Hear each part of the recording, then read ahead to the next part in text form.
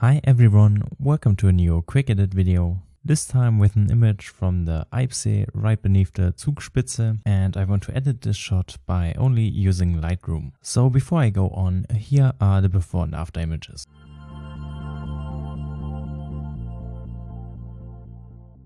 And as you just saw, I want to really bring out the reflections, make this whole image a lot brighter and apply a little bit of color grading. But first let's start in the lens correction tab where I'm activating those settings. Then I'm going back to the top.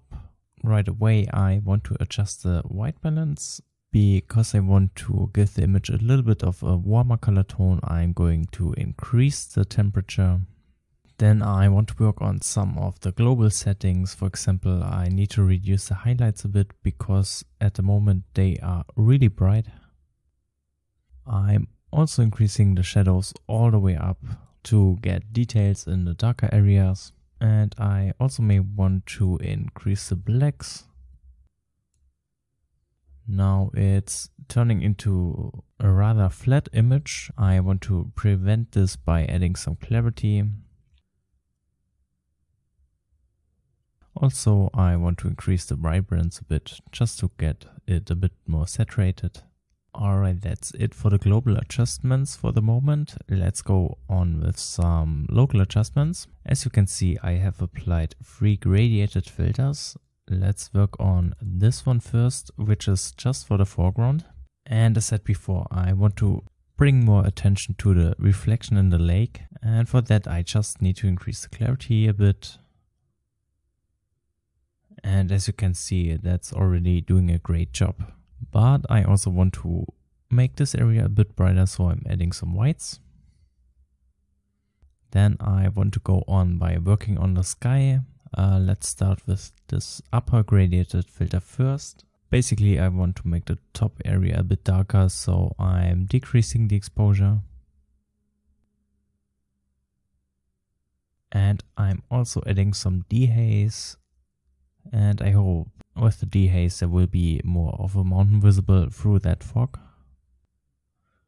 Sadly that's not the case, but the dehaze will also add some contrast, which works quite nice in this area. So there's one gradiated filter left. Again, this is for the upper part of the image.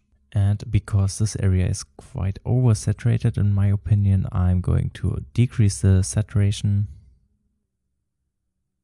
Okay. That's it for the gradiated filters. Then I also have applied one radial filter for the center upper part of the picture.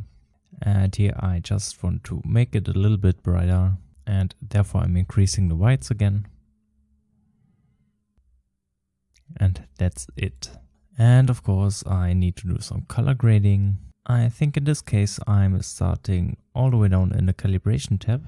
And here I can easily apply that Instagram orange teal style by increasing the red and green primary hues.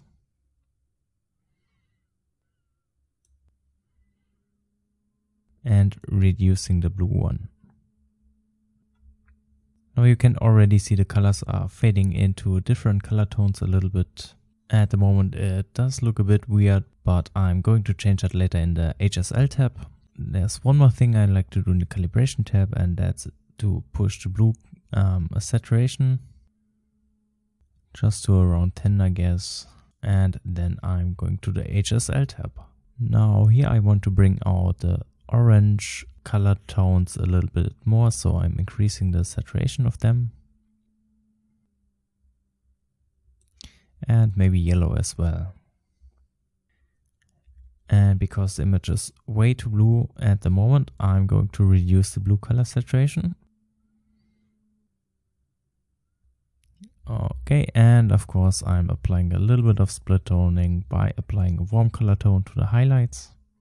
And I'm also decreasing the strength. Then I'm applying a cold color tone to the shadows. And again I'm decreasing the strength. And of course I'm also applying a bit of sharpening. And the last thing I like to do is to add some vignetting. And that's it for editing this mountainscape shot from the Eibsee. So checking the before and after, you can see I pushed the reflection in water quite heavily by using a lot of clarity, of course. I also balance out the overall exposure by reducing the highlights, increasing the shadows, and did some local adjustments to darken the sky.